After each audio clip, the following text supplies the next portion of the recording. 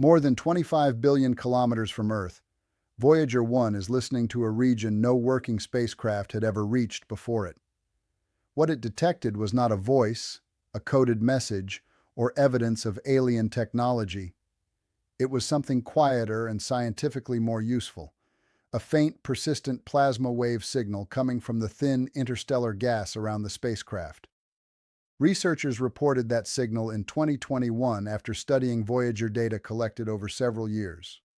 The discovery gave scientists a new way to track the density of interstellar plasma almost continuously, instead of waiting for rare shock waves from the Sun. Now, in 2026, that same spacecraft is facing a different challenge.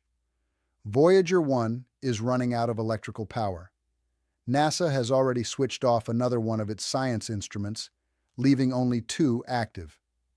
Engineers are preparing a risky power-saving strategy that could extend the mission into the next decade, and may even allow one recently silenced instrument to return. This is not a story about something impossible hiding between the stars. It is the verified story of a machine launched in 1977, the quiet signal it found in interstellar space, and the engineers trying to keep humanity's most distant explorer alive. Voyager 1 launched from Cape Canaveral on September 5, 1977. Its twin, Voyager 2, had launched 16 days earlier, but Voyager 1 followed a faster route and soon moved ahead. The spacecraft were built for a mission of roughly 5 years. Their main targets were Jupiter and Saturn, their moons, their rings, and the powerful magnetic environments surrounding them. The timing was unusually favorable. The outer planets were arranged in a way that allowed a spacecraft to use gravity assists. By passing close to one giant planet, a probe could steal a tiny amount of that planet's orbital momentum, change direction, and continue toward the next destination without carrying a massive amount of fuel. Voyager 1 reached Jupiter in March 1979. It returned detailed images of the planet's turbulent atmosphere and several major moons. The mission helped reveal active volcanoes on Io and expanded scientific understanding of the entire Jovian system. Voyager 1 then reached Saturn in November 1980.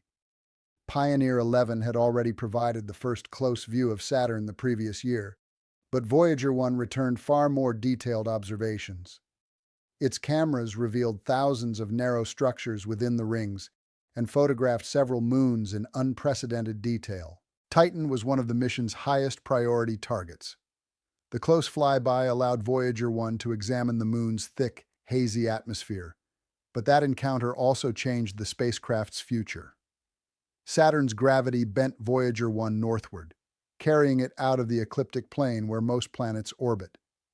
After Titan, Voyager 1 could no longer continue toward Uranus or Neptune. Voyager 2 followed a different path and eventually became the only spacecraft to fly past Jupiter, Saturn, Uranus, and Neptune. Voyager 1 had finished its planetary tour, but the spacecraft was still healthy. Its journey continued outward. Both Voyagers carry a gold-plated copper phonograph disc known as the Golden Record. It contains greetings in 55 languages, music from different cultures and periods, natural sounds from Earth, and more than 100 encoded images. The record includes human voices, wind, thunder, birds, and whale song. Its images show scientific diagrams, human anatomy, landscapes, animals, buildings, and ordinary life on Earth. A stylus and instructions were placed with the record. Symbols on its cover explain how the disc can be played and show the location of the solar system relative to a group of pulsars. The committee that selected the material was chaired by astronomer Carl Sagan. No mission scientist expected the record to be discovered soon. Space is far too large, and Voyager is not aimed at a known inhabited world. The Golden Record was created as a message for an unknown future and as a statement about the civilization that launched it. In February 1990, Voyager 1 produced another message, this time for the people who had sent it. At Carl Sagan's request, mission controllers turned the spacecraft's cameras back toward the inner solar system. Voyager captured a family portrait made from 60 images, Earth appeared as a tiny point of light caught in a scattered ray of sunlight. That photograph became known as the pale blue dot. Sagan later described Earth as a mote of dust suspended in a sunbeam. After the family portrait, the cameras were turned off to conserve power and computer resources. There were no nearby planets left to photograph. Voyager 1's next mission would be conducted with instruments designed to study particles, magnetic fields, and plasma waves. The Sun releases a continuous flow of charged particles called the solar wind. This flow expands outward and creates an enormous bubble around the planets. That bubble is the heliosphere. Far beyond Neptune, the solar wind slows and interacts with gas and magnetic fields in the space between stars. The outer boundary of the heliosphere is called the heliopause. Crossing the heliopause does not mean leaving every part of the solar system. The Sun's gravity extends much farther, and Voyager will not reach the inner edge of the distant Oort cloud for roughly 300 years. But beyond the heliopause, the spacecraft is surrounded mainly by interstellar plasma rather than the plasma carried outward by the solar wind. Scientists expected several changes near this boundary. Particles produced inside the heliosphere should fall sharply. Galactic cosmic rays arriving from outside should increase. The plasma density should also rise because interstellar plasma is denser than the extremely thin plasma near the outer edge of the heliosphere. Voyager 1 had a problem, however. Its plasma science instrument, which could directly measure plasma density, temperature, and speed, had stopped working in 1980. The spacecraft still carried another instrument called the plasma wave system. It did not measure plasma in the same direct way. Instead, it detected electrical oscillations in plasma through two long antennas extending from the spacecraft. The frequency of a plasma oscillation is related to electron density. By measuring that frequency, scientists could calculate how much plasma surrounded Voyager 1. Inside the outer heliosphere, plasma density was typically about 0.02 of an electron per cubic centimeter. Models predicted a major increase outside the heliopause, with interstellar readings closer to a few hundredths, or around 1/10 of an electron per cubic centimeter. On August 25, 2012, particles originating inside the heliosphere fell dramatically, while galactic cosmic rays increased. But the direction of the surrounding magnetic field did not change as sharply as many models had predicted. That complicated the initial interpretation. The decisive evidence arrived through plasma waves.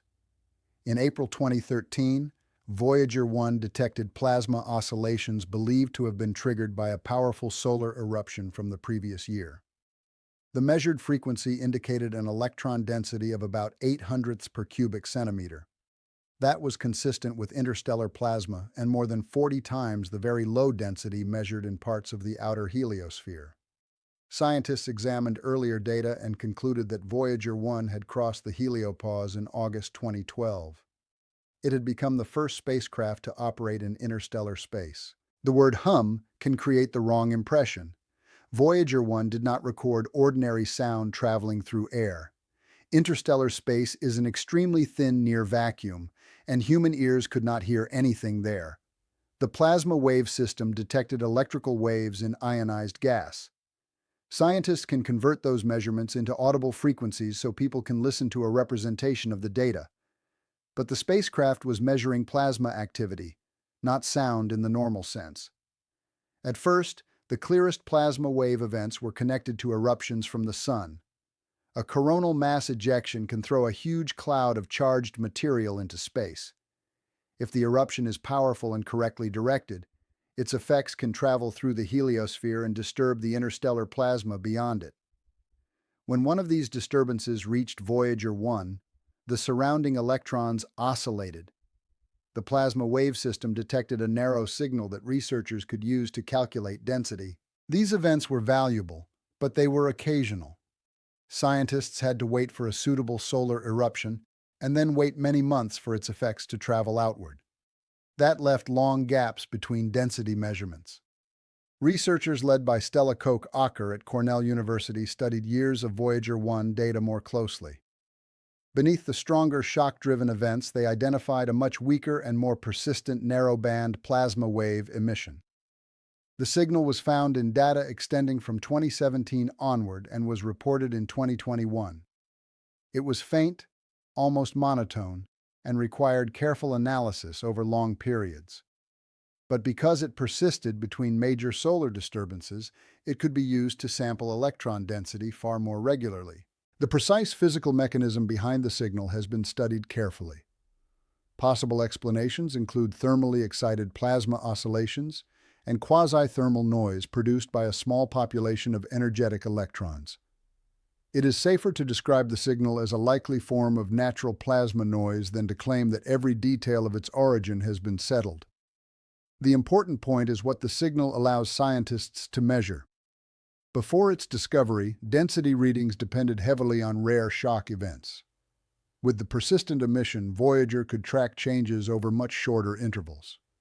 The spacecraft effectively became a moving sensor tracing the structure of the local interstellar medium. The results showed that the region beyond the heliopause is not perfectly uniform. Voyager detected gradients and smaller fluctuations in electron density. Measurements reported in earlier studies rose from roughly 0.055 electrons per cubic centimeter near the heliopause to around 0.12 farther away. That increase is significant, but it must not be confused with the much larger 20 to 50-fold jump expected across the heliopause itself. They are two different comparisons. These measurements help scientists study turbulence in interstellar plasma and the interaction between the interstellar medium and the heliosphere. The pressure and structure of the surrounding medium help shape the boundary that protects the planets from much of the galactic environment. Voyager 1 is providing direct in situ measurements that cannot be collected from Earth. It is not rewriting every law of astrophysics. It is doing something more precise, testing models with data from a place no other working probe had sampled before. That is what makes the faint signal important. The surprise is not that interstellar space contains matter or activity. Scientists already knew that it did. The discovery was that Voyager could detect a weak, persistent emission and use it to monitor plasma density almost continuously.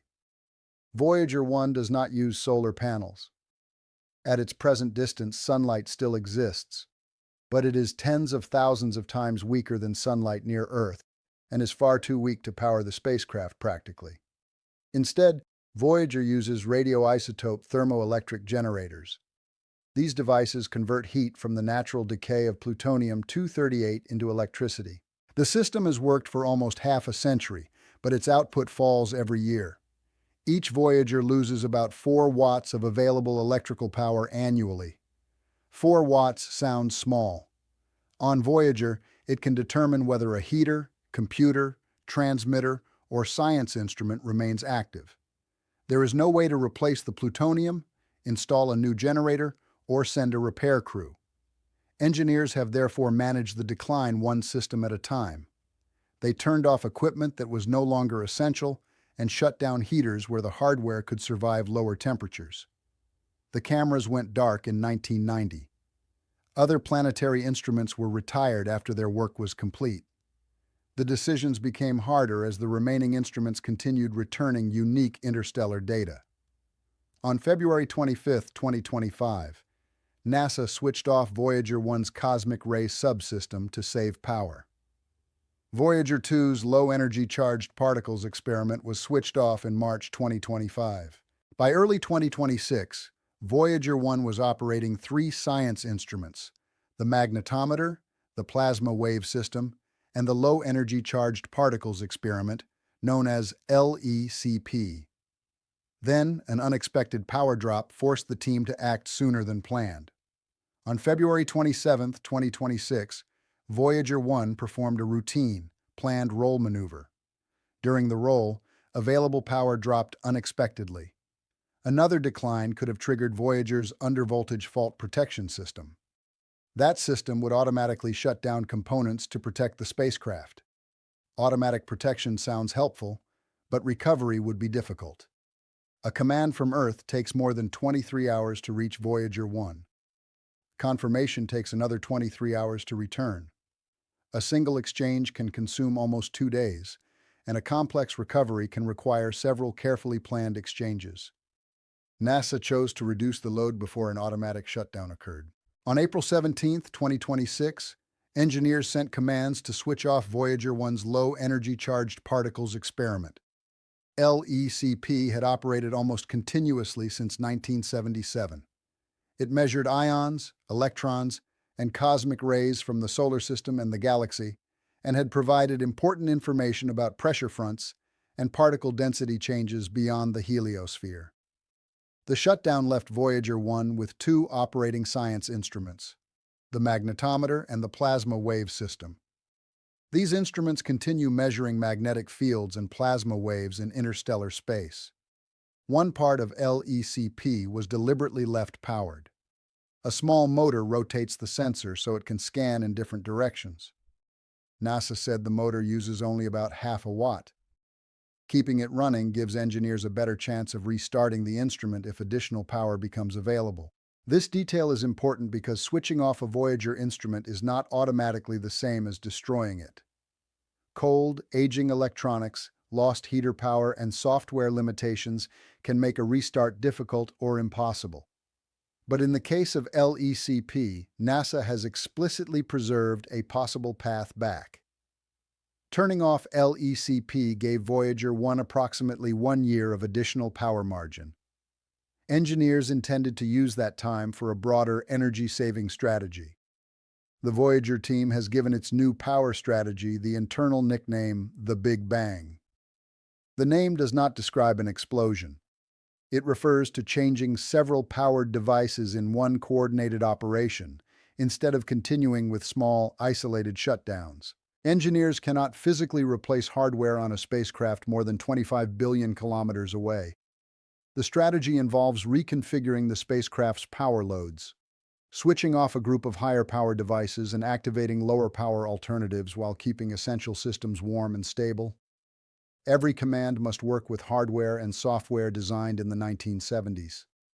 The spacecraft has limited power, limited redundancy, and a communication delay approaching 1 full day in each direction. A mistake cannot be corrected immediately. NASA's April 17th update said the strategy would be tested on Voyager 2 first. Voyager 2 is closer to Earth and had slightly more spare power, making it the safer spacecraft for the initial work. Tests were planned for May and June 2026. If successful, the same approach could be attempted on Voyager 1 no sooner than July. At the time this script was prepared, NASA had not published an official result confirming that the complete procedure had succeeded on Voyager 1. Until the agency releases that confirmation, the Big Bang should be described as a planned power-saving strategy, not as a completed rescue. If the strategy works, it could help preserve at least one operating science instrument into the 2030s. NASA has also said there is a possibility that Voyager 1's LECP could be switched on again. Nothing in the plan can reverse radioactive decay. The generators will continue losing power. The Big Bang is an effort to use the remaining electricity more efficiently and gain additional years of scientific operation. That is still an extraordinary goal. An extra year of Voyager data is not a normal extension. It is another year of measurements from a region that only 2 spacecraft have ever entered while operating. If you value space stories built around verified mission data rather than invented claims, subscribe to the channel. The final result of this power strategy deserves to be reported accurately when NASA confirms it. Voyager 1 is the most distant human-made object from Earth. In 2026, it is more than 25 billion kilometers, or more than 15 billion miles, away.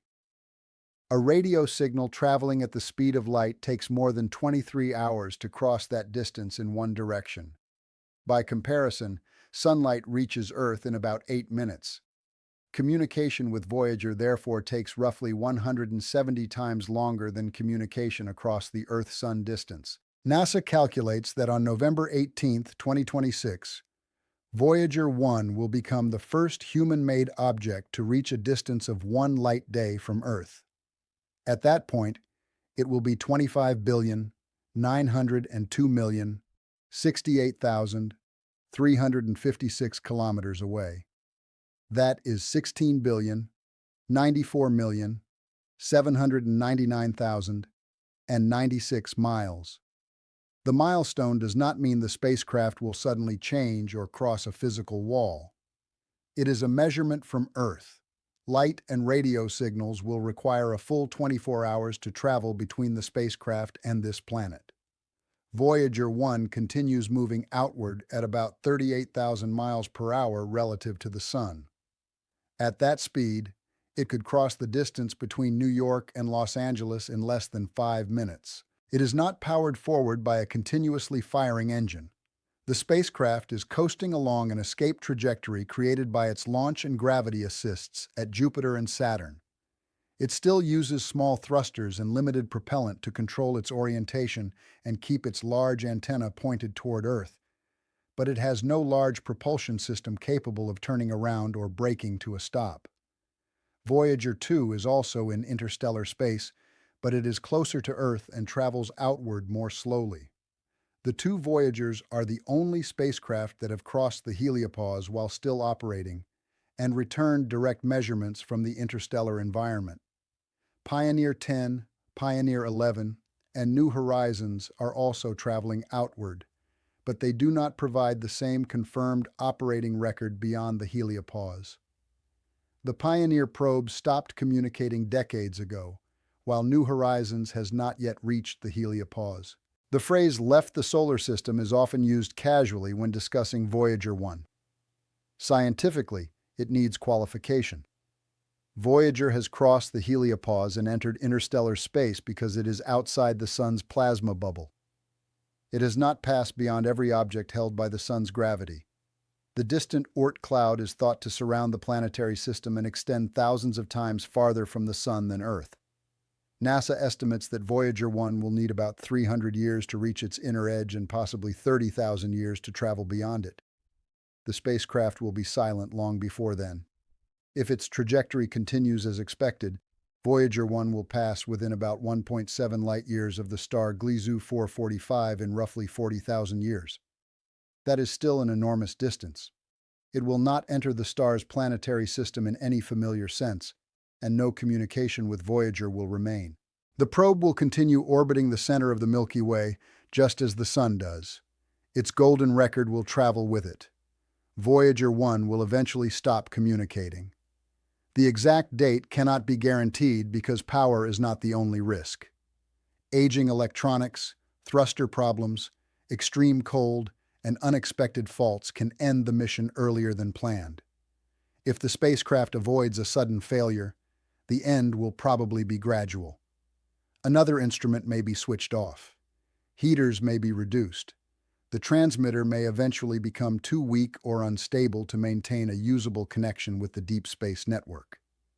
Voyager will not necessarily explode or break apart. Earth may simply fail to receive the next expected signal. The spacecraft will continue moving even after communication ends. Its momentum does not depend on its transmitter, computers, or scientific instruments remaining active. That future gives the mission an unusual emotional weight, but the science should remain at the center of the story. The interstellar hum is not an alien message. It is a weak plasma wave emission that allows researchers to measure electron density. The large density increase did not occur gradually at 40 times the original interstellar reading. The major 20 to 50-fold change marked the transition across the heliopause, while later measurements revealed a smaller continuing gradient and fluctuations beyond it.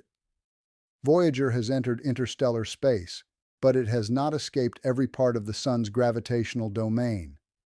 The Big Bang power strategy is not a physical repair or a replacement of hardware. It is a coordinated reconfiguration designed to conserve the spacecraft's remaining electrical power.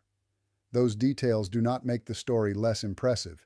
They make it real. A spacecraft built with 1970s technology crossed the orbits of the giant planets, photographed Earth as a fraction of a pixel, survived long enough to cross the heliopause, detected the behavior of plasma between stars, and continues sending information across a gap of more than 23 light hours. Its greatest discoveries were not all planned before launch.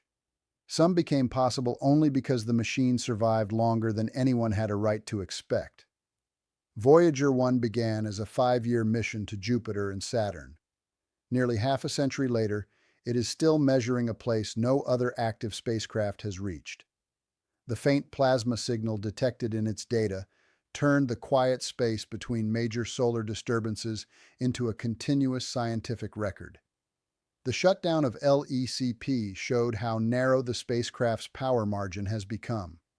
The Big Bang strategy shows how far engineers are willing to go to preserve even one more year of measurements. On November 18, 2026, Voyager 1 is expected to become one light day from Earth.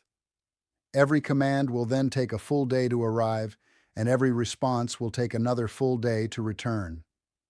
Eventually, there will be no response. But the mission will not become meaningless when its transmitter goes silent. The data already returned have changed humanity's direct knowledge of the boundary around the Sun and the plasma beyond it. Future interstellar missions will begin with questions that Voyager helped define, and the spacecraft itself will continue outward, carrying sounds of Earth, images of life, greetings in 55 languages, and a map pointing back toward the world that built it. If this verified journey through interstellar space deserves more attention, share the video and subscribe. In the comments, say which part of Voyager 1's legacy matters most to you: the planetary discoveries, the pale blue dot, the golden record, or the measurements still arriving from beyond the heliopause. Thanks for watching.